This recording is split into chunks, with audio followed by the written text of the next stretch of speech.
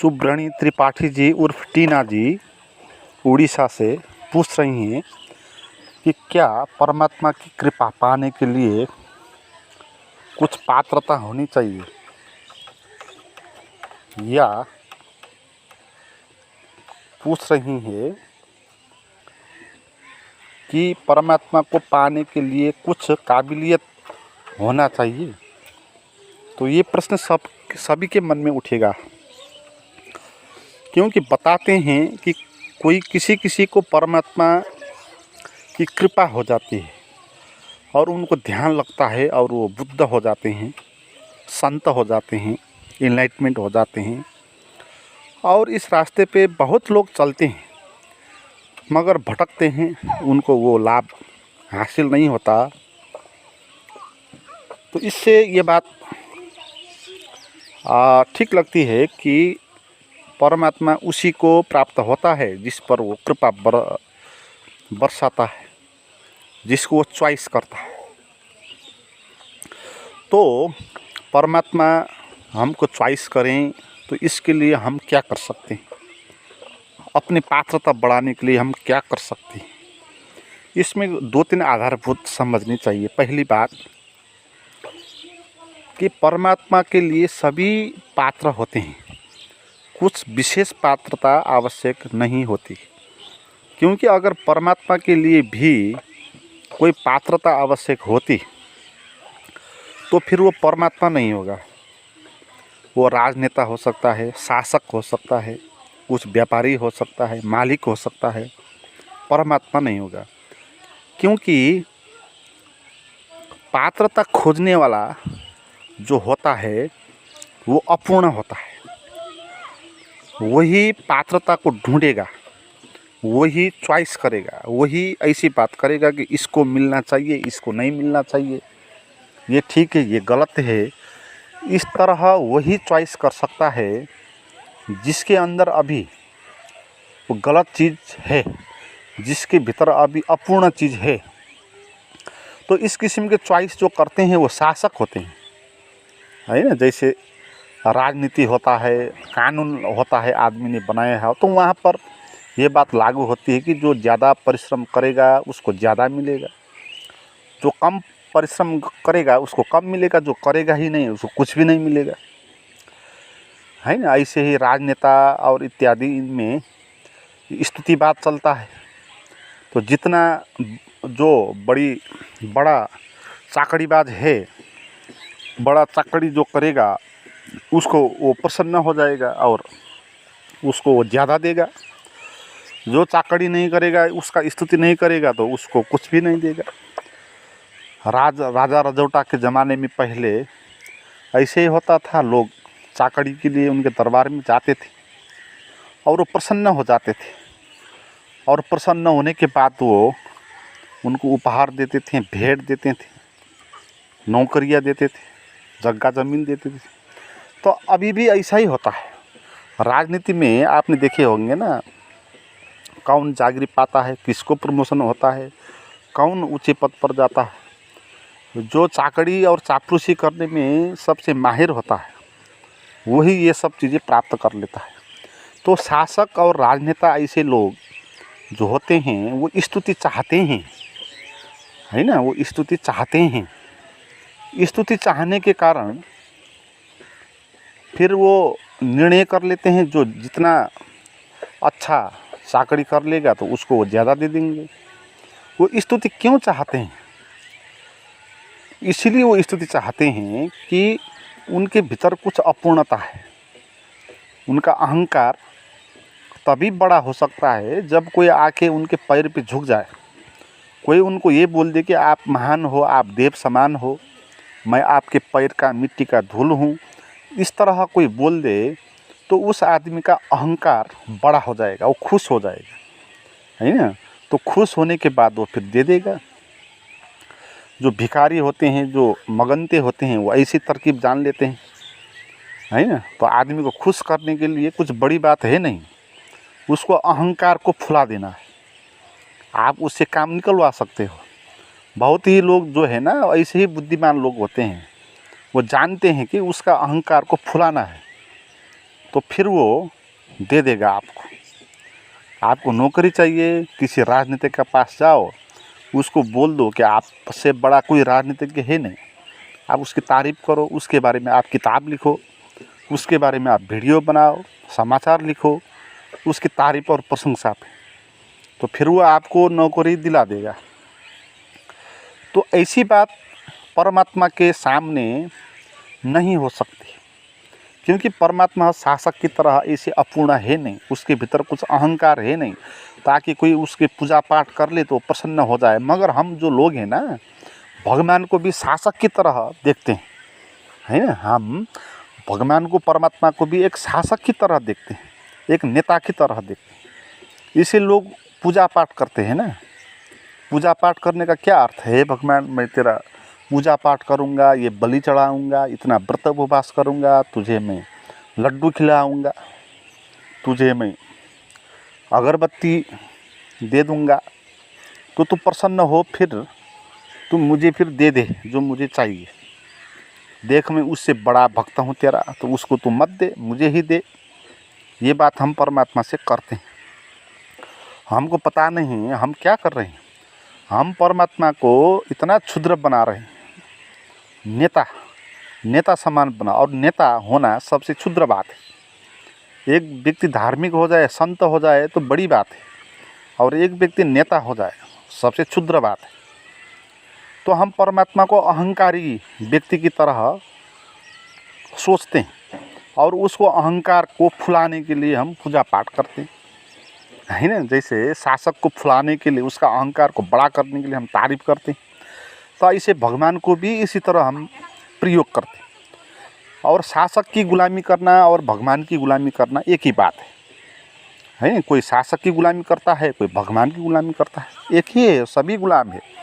और ऐसा नहीं है कि जो भगवान को पूजा पाठ करता है वो गुलाम नहीं है, ऐसा है नहीं, वो भी उसी तरह का गुलाम है। तो जो पूजा पाठ करते हैं ना, स्वार्थ के कारण, लोभ के कारण, कुछ अच्छा हो जाए, कुछ मिल जाए, नौकरी मिल जाए, प्रमोशन हो जाए, पद प्रतिष्ठा मिल जाए, इस उद्देश्य से आप भगवान को नारियल चढ़ा रहे हो, लड्डू चढ़ा रहे हो, उसका पूजा पाठ कर रहे हो, सत्यनारायण का पूजा पाठ कर रहे हो, तो आपका जो ये स्तुति है ना, ये 2 कौड़ी का है। उससे अच्छा तो उस राजनेता का चाकरी करने वाला का है, क्योंकि वहाँ पर तो कुछ सत्य है। वो राजनेता सत्य है ना, वो अगर खुश हो जाए तो आपको दे भी सकता है। मगर यहाँ पर जो आपने भगवान खड़ा कर दिया वो सत्य है नहीं, वो कल्पना का भगवान है। तो इसलिए उस भगवान को आप जितना भी लड्डू खिलाओ, वो कुछ बोलने वाला है नहीं, वो कुछ आपको देने वाला है नहीं। इसलिए ये बात मूर्खता है। अगर भगवान को लड्डू चढ़ाने से कुछ वो दे देता है तो इतने लोग लड्डू चढ़ाते हैं दैनिक, इतने दुखी क्यों हैं फिर?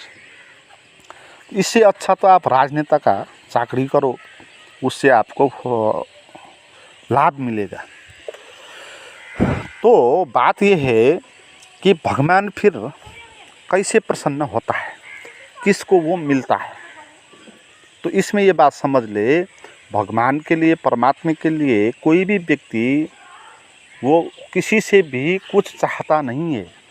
भगवान आप हमसे कुछ चाहता नहीं है, कुछ पूजा पाठ मांगता नहीं है। अगर वो मांगता है तो फिर वो भगवान नहीं रहा, फिर वो क्षुद्र हो गया है। और वो मांग क्यों नहीं सकता? क्योंकि उसके पास कुछ कमी है ही नहीं।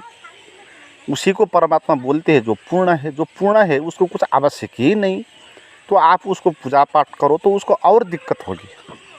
इसलिए ऐसी बात होती है ना, जैसे ओशो बताते हैं, एक आदमी भगवान का पूजा पाठ निरंतर करता रहता, सुबह शाम राम राम बोलता और शंख घंटे इत्यादि बजाता, चिल्लाता ज़ोर ज़ोर से, श्लोक पढ़ता, वो जीवन भर ऐसे ही करने लगा। और उसके पास एक वेश्या का भी घर था, और वो वेश्या कभी भी भगवान का पूजा पाठ नहीं करती। जो निकृष्ट कर्म है तो उसमें वेश्यालय में वो जाती। तो जब भी वो पूजा पाठ करने वाला वेश्या को देखता, उसके मन में घृणा उत्पन्न हो जाता। कहते हैं दोनों एक ही समय पर मर गए। मरने के बाद दोनों स्वर्ग के जहाँ दरवाज़ा है वहाँ पर पहुँच गए। तो कहते हैं कि उस जो महिला है, जो वेश्या है, तो उसको स्वर्ग का रास्ता दिखाया कि तू यहाँ पर चल, और जो पंडित है तो उसको बुलाया कि तू यहाँ, उसको नरक का रास्ता दिखा दिया, तो यहाँ पर चल। तो फिर वो पंडित तो बौला गया, वो बोलने लगा कि ये तो कुछ गलती हो गई। वो सो इसको अपने अंदाज से कहते हैं। फिर वो वहाँ का जो अधिकारी है उसने बोला, भाई यहाँ कुछ गलती नहीं होती, ये तुम्हारा दफ्तर है नहीं पृथ्वी का दफ्तर जैसा जहाँ गलती हो जाती। तो फिर पंडित ने बोला, तो फिर कैसे हो गया ऐसा? जाना था मुझे, क्योंकि मैं निरंतर भगवान का भजन कीर्तन करता, पूजा पाठ करता, और ये वेश्या कुकर्म करती, इसको नरक जाना चाहिए था। तो कहते हैं उस अधिकारी ने कहा कि तूने जो जीवन भर भगवान का पूजा पाठ इत्यादि किया, उससे भगवान को बहुत दिक्कत हो गई। तूने भगवान को बहुत क्रोधित कर दिया, क्योंकि तू चिल्लाने लगा, तो भगवान के पैर पड़ने लगा। तो तेरे हो हल्ले के कारण भगवान बहुत इरिटेट हो गए तुझे, और उस वेश्या ने कभी कुछ भगवान के बात नहीं की, उसे पूजा नहीं की, तो तेरे कारण उसको वो स्वर्ग भेज रहे और तुझे वो नरक भेज। तो असली जो भगवान है ना, उसको कोई मतलब है नहीं, उसको कोई आवश्यक ही नहीं। तो पूजा पाठ करने वाले से वो ज़्यादा खुश होंगे, नहीं करने वाले से नहीं होंगे, ऐसी बात नहीं। परमात्मा तो अस्तित्व का नाम है, वो सभी को एक समान देखेगा। वो साक्षी रूप है ना, साक्षी कुटस्थ है, तटस्थ है। तो किसी से वैरभाव भी उसका नहीं है, किसी से संबंधित भी वो नहीं है, असंग है। तो उसको कुछ मतलब है नहीं, उसको पता ही नहीं कि आदमी भी होते हैं, आदमी का शरीर भी होता है, मन भी होता है, ये भी परमात्मा को पता नहीं होता। तो इसमें कौन परमात्मा की आनंद प्राप्त करता है? तो ये बात, तो उसमें वही आदमी परमात्मा को प्राप्त कर सकता है जो परमात्मा जैसा बनता है। परमात्मा जैसा बनता है का क्या अर्थ है? जिसके अंदर अहंकार ना हो, वही पात्र होता है, वही प्राप्त कर लेता है। परमात्मा तो सभी के लिए अवेलेबल है। जैसे ऐसी बात है कि जैसे समुद्र है, वो सभी के लिए है ना, समुद्र सभी के लिए है, मगर सभी लोग उसका आनंद नहीं लेंगे। जैसे आकाश में जून चंद्रमा लगता है ना, तो चंद्रमा जो होता है सभी के लिए होता है, उसका सौंदर्य सभी के लिए प्रकट होता है, मगर कौन उसके अधिकारी होते हैं कि उसका सौंदर्य देख पाए? तो वही लोग उसका सौंदर्य देखने के लिए अधिकारी होंगे जिसके भीतर विचार नहीं चलेंगे, जो निर्विचार होगा, जो प्रसन्न होगा, जो खुला मन के होगा, उसी को सौंदर्य दिखेगा। ऐसे ही वो जो सौंदर्य है चारों तरफ बह रहा, वो सौंदर्य किसको दिखाई पड़ता है ना? नदी का सौंदर्य होता है, जंगल का सौंदर्य होगा, पंछी का सौंदर्य होगा, हरा भरा सूरज का किरण। तो ये सब जो सौंदर्य है ना, वो कौन इसको प्राप्त करता है? किसको ये चीज़ें अनुभव होती है? क्या ये सौंदर्य आदमी को चॉइस कर ली थी कि इसको नहीं मिलना चाहिए तो इसको मत दो, इसको चाहिए तो इसको, ये अच्छा आदमी है तो इसको दो? इस तरह परमात्मा व्यवहार नहीं करता है। तो कौन वो सौंदर्य देखने के लिए अधिकारी होता है? वही सौंदर्य देखने के लिए अधिकारी होता है जो वर्तमान में जीने की कला जिसके भीतर होती है। तो लय मिलना चाहिए ना, परमात्मा जैसा बनना चाहिए। और परमात्मा कैसा है? पहली बात, परमात्मा अहंकारी नहीं है, परमात्मा के भीतर कुछ मैं जैसा नहीं होता। तो आपके भीतर मैं है, तो फिर आप जितना भी पूजा पाठ करो, जितना भी अच्छा कर्म करो, आपको परमात्मा नहीं मिलेगा। अगर आपके भीतर मैं नहीं है ना, वह कम है, तो आप बुरा भी कर्म करो तो भी आपको परमात्मा मिलेगा। तो ऐसा बहुत ही उदाहरण है जहाँ एक गलत कृत्य करने वाले जिसको हम बोलते हैं उसको भगवान मिल गया। जैसे किसी वेश्या को भगवान मिल गया, किसी चोर को भगवान मिल गया। आपने सुना होगा वाल्मीकि पहले डाकू था, रत्नाकर डाकू था, तो बाद में वाल्मीकि ऋषि हो गया। तो डाका चोर को भी भगवान मिल जाता। आपने सुना होगा तो अंगुलीमाल एक दुष्ट आदमी था बुद्ध के ज़माने में, उसको भी बुद्धत्व प्राप्त हो गया बाद में। तो ऐसे चोर, डाका, फटाहा, बदमाश, इन लोगों ने भी परमात्मा का अनुभव किया है। और ऐसे आदमी जो शुद्ध है, सात्विक है, मांस नहीं खाते, शराब नहीं पीते, दूसरे की गाली गलौज नहीं करते और जीवन भर भजन कीर्तन करते हैं, दान दक्षिणा करते हैं, तो इन लोगों ने अभी तक भगवान का कुछ अनुभव नहीं किया। तो किसको भगवान मिलता है, ये बात समझनी है। आप क्या करते हो उस कृत्य से भगवान का कोई संबंध है नहीं। चाहे आप पूजा करो, चाहे आप चोरी करो, इससे भगवान का लेना देना है नहीं। ये बात आपको समझनी है ना। चाहे आप चोरी करो, चाहे आप पूजा पाठ करो, भगवान को कुछ लेना देना है नहीं। आपने पूजा किया तो ऐसा नहीं होगा कि भगवान प्रसन्न हो जाएंगे, और आपने चोरी कर लिया तो भगवान ऐसा नहीं होगा कि भगवान आपसे क्रोधित हो जाएंगे। ऐसा नहीं, भगवान को कुछ आप लेना देना है ही नहीं। आप कुछ भी करो, भगवान ने तो आपको स्वतंत्र बना दिया। तो आप क्या कर रहे हो उससे कोई रिलेटेड है नहीं। आप क्या हो कि आप बैठे, तो उससे आपका पात्रता निर्धारण होगा। तो सबसे बड़ा अपात्रता क्या है? अहंकार है। सबसे बड़ा पात्रता क्या है? निरहंकार है। वही मूलभूत बात है। वो भी इसलिए नहीं कि अहंकारी व्यक्ति को भगवान क्रोधित होता है इसलिए उसको नहीं देता, इस कारण भी नहीं। आप ये मत समझना कि अहंकारी है तो वो पाप है इसलिए भगवान उससे पसंद नहीं करता, ऐसा भी नहीं। ऐसा है, ये विज्ञान है ना। आपको परमात्मा का आनंद लेना है तो परमात्मा को जैसा बनना होगा।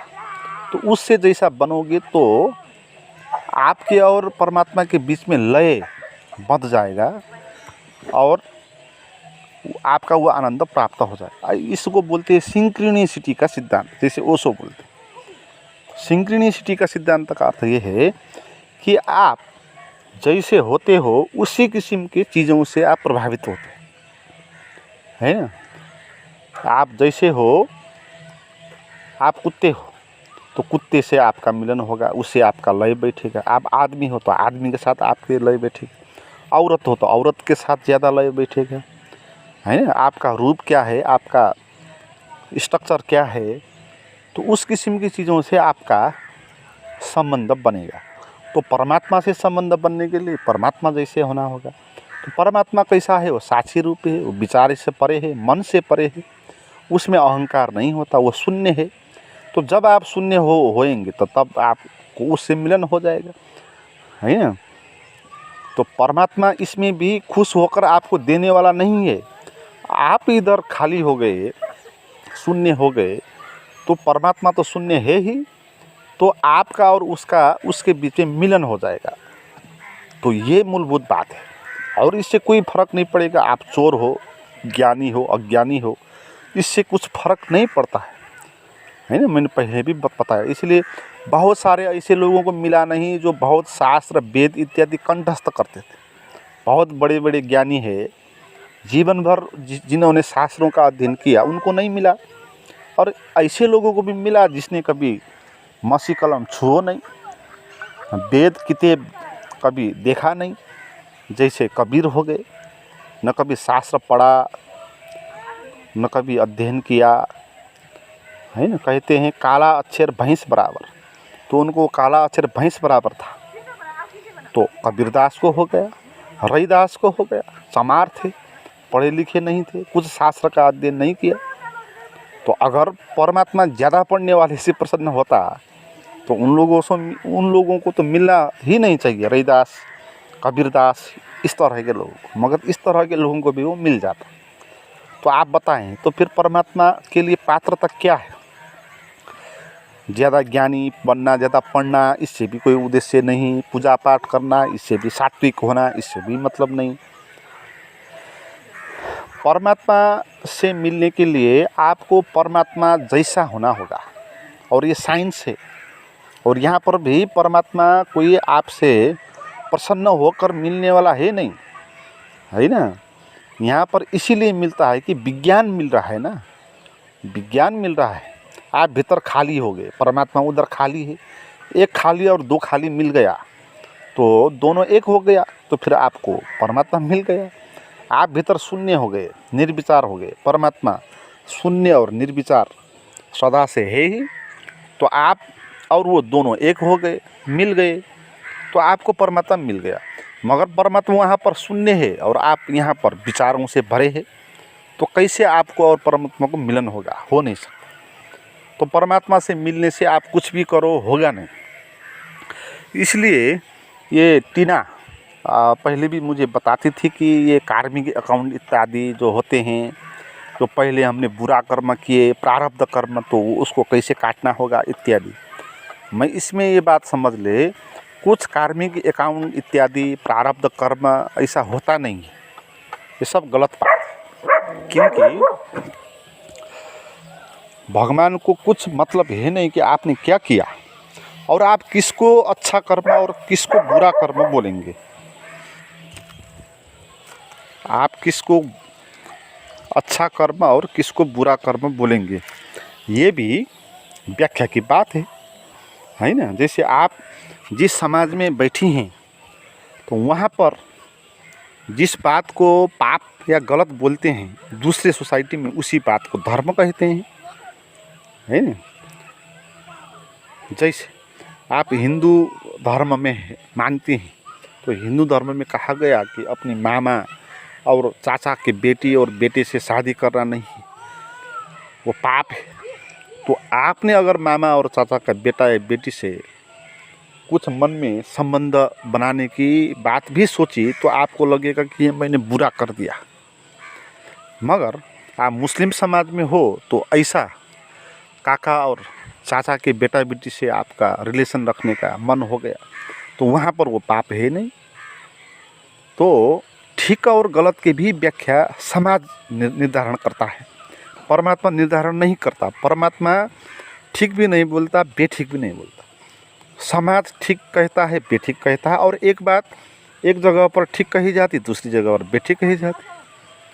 तो हम कैसे कह सकते हैं कि हमने बुरा किया है पहले, है ना। यह हमारी व्याख्या है।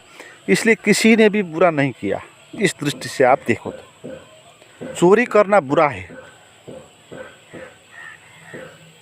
तो कभी कभी चोरी करना अच्छा भी हो सकता है। और चोरी करना बुरा कैसा है, कैसे हो गया? क्योंकि जो भी संपत्ति है, जो भी अस्तित्व में जो कुछ भी चीज़ें हैं, वो सब परमात्मा का है। आपने किसी आदमी के घर से कुछ रुपया चोरी करके लाया, तो ये वास्तव में चोरी हुई ही नहीं, क्योंकि वो पैसा भी वो आदमी का नहीं था। वो पैसा भगवान का पैसा है, सभी कुछ भगवान है ना। तो चोरी भी नहीं हो सकता। आप चोरी करके लाए तो भी वो चोरी है नहीं। एक ही चोरी है, अपने भीतर अहंकार मैं खड़ा करना, वही चोरी है। क्योंकि जो है नहीं, जो परमात्मा का है, जो हमारा शरीर, जो हमारा मन, वहाँ पर हमने चोरी करके अपने को भिन्न बना लिया, तो वही चोरी है। बाहर की चोरी चोरी है नहीं। बाहर हम जो कृत्य करते हैं ना, वो कृत्य खास उसका महत्व है नहीं। वो तो भीतर हम क्या है, उसका वो प्रतिछबियाँ है। हम भीतर अहंकारी है, इधर बाहर हम चोरी करते हैं, लोभ करते हैं, हिंसा करते हैं। क्यों करते हैं? क्योंकि भीतर अहंकार है। और अहंकार है, आप बाहर ना करो तो भी आपने कर लिया, है ना। आपने बाहर चोरी नहीं किया, मगर भीतर मन में आपने चोरी कर लिया, चोरी का विचार उठ गया, तो चोरी हो गया। बाहर का कृत्य से निर्धारण नहीं होगा, भीतर क्या है उससे निर्धारण होगा। इसलिए कुछ भी होता नहीं है। पहले हमने जो भी कर्म किए होंगे, वो कर्म सभी अंधकार से उठा है, अहंकार से उठा है ना। जब हमने अहंकार के ऊपर उठ गए, हमने अपने को मैं कुछ भी नहीं हूँ इस तरह अपने को जान लिया, अपने भीतर का शून्य का हमने अनुभव कर लिया, तो हमारा संबंध कट ही जाएगा उस दुनिया से। अहंकार की जो दुनिया थी, उसे संबंध ही कट जाएगा और परमात्मा से हमको मिलन हो जाएगा। तो फिर कुछ कार्मिक अकाउंट इत्यादि बचेगा नहीं। मगर अहंकार बचा ही रहे और वो कर्म करता ही रहे, तो उसको और ज़्यादा दिक्कतें होती जाएगी। तो मित्रों, परमात्मा को प्राप्त करने के लिए क्या आवश्यकता है वो बातें आपने समझी होगी। और इस तरह परमात्मा से मिलने के लिए तैयार होने के लिए आपको कुछ गाइडेड मेडिटेशन जो प्राइवेट वीडियोज मेरे पास है वो आपको बहुत मदद कर सकती है। जो नए मित्र हैं वो अगर वो वीडियो आप करना चाहते हैं तो उसके लिए आप मुझे चैट करें, उसका नंबर और लिंक डिस्क्रिप्शन में दिया हुआ है।